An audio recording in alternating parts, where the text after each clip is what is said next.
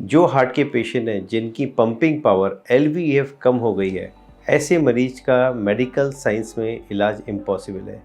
जानते हैं इस हार्ट की पंपिंग के बारे में। हार्ट एक पंप है और ये ऑक्सीजनेटेड ब्लड को पंप करके शरीर को देता है। हार्ट हमारे शरीर का सबसे इम्पॉर्टेंट ऑर्गन है।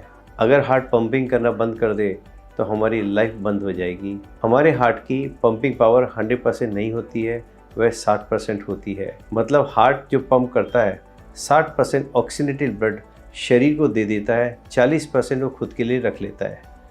अगर हार्ट 60% पंप करता है तो वो नॉर्मल कहा जाता है। हार्ट के लिए सबसे इम्पॉर्टेंट टेस्ट है वह है 2D इको टेस्ट। इस टेस्ट के अंदर हार्ट की महत्वपूर्ण जानकारी, पूरी स्थिति जानी जा सकती है। एक अच्छा डॉक्टर हार्ट की ब्लॉकेज होने ना होने के बारे में भी बता सकता है। 2D इको टेस्ट से हार्ट की पंपिंग कैपेसिटी जान सकते हैं कि हमारा कितना हार्ट काम कर रहा है। हार्ट की पंपिंग पावर कम होने के दो कारण होते हैं। किसी को हार्ट अटैक आ जाए और कुछ समय तक हार्ट को प्रॉब्लम, ब्लड की सप्लाई बनी रहे, उसमें हार्ट की पंपिंग पावर कम हो जाती है। दूसरा होता है हार्ट के अंदर कोई इन्फेक्शन हो जाए जिसको DCMP कहते हैं, डायलेटेड कार्डियोमायोपैथी।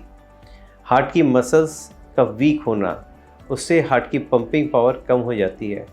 70 से 80% लोगों में हार्ट अटैक आने से पंपिंग पावर कम होती है और 20 से 30% लोगों में डायलेटेड कार्डियोमायोपैथी होने के कारण हार्ट की पंपिंग पावर कम हो जाती है। कोविड और कोविड वैक्सीन के बाद काफ़ी लोगों में किडनी और हार्ट की समस्या बढ़ रही है, जिससे उनके अंदर हार्ट की पंपिंग पावर कम हो रही है और कार्डियोमायोपैथी के केस भी बढ़ रहा है। हार्ट फेलियर के केसेस जिसमें हार्ट की पंपिंग पावर कम हो जाती है, उसको हम 3 कैटेगरी में जानते हैं। माइनर कैटेगरी जिसमें पंपिंग पावर 50 के आसपास होती है, मेजर कैटेगरी जिसमें पंपिंग पावर 35 से 40% रह जाती है, और तीसरी है मैसिव कैटेगरी जिसके अंदर पंपिंग पावर 15 से 20% रह जाती है। मतलब मान के चलिए 1 लीटर ब्लड है, 600 ml ब्लड शरीर को ज़रूरत है, पर वो कितना मिल रहा है? 150 से 200 ml ही मिल रहा है। एक इंसान को जीने के लिए पंपिंग पावर 10 से 20% कम से कम ज़रूरी है, और वह यह सब हम 2D इको से जान सकते हैं। जिनकी पंपिंग पावर कम हो जाती है उनकी लाइफ भी बहुत कम हो जाती है और काफ़ी तकलीफ़ें होती हैं। आए दिन उनको हॉस्पिटल जाना पड़ सकता है, उनमें पानी भरने की शिकायत होती है, उनके ऊपर काफ़ी परहेज हो जाते हैं। हार्ट की पंपिंग पावर बढ़ाने के लिए हम 3 काम कर सकते हैं। सबसे इम्पॉर्टेंट है डाइट। हमें अपनी डाइट के अंदर पानी की मात्रा कम करनी होगी और नमक की मात्रा भी कम करनी होगी, जिससे हमें पानी की प्यास कम लगे। खाने के अंदर पैक फूड, मसाले वाले खाने, मैदा से बनी हुई चीज़ें छोड़नी होंगी। हमारे वज़न का मॉनिटरिंग करना होगा, काफ़ी ज़्यादा वज़न ना बढ़े, मतलब हमारे शरीर में पानी की मात्रा बढ़ रही है। ऐसे पेशेंट पुनर्नवा का काढ़ा पी सकते हैं, जिससे उन्हें पेशाब निकलेगा और पानी जमा नहीं होगा, और अपने डॉक्टर से सलाह ले सकते हैं दवाइयों के बारे में जो ज़रूरी हों।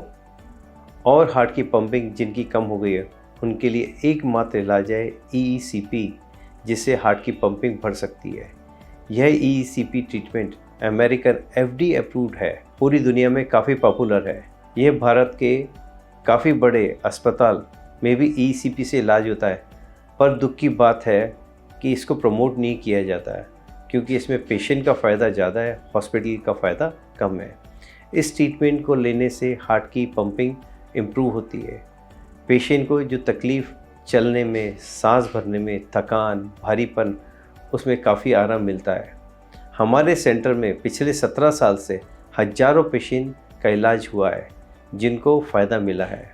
अगर किसी को ऐसी कोई तकलीफ़ है तो आप हमारे यहाँ कांटेक्ट कर सकते हैं। आप नीचे दिए गए नंबर पर अपनी 2D इको रिपोर्ट भेज सकते हैं।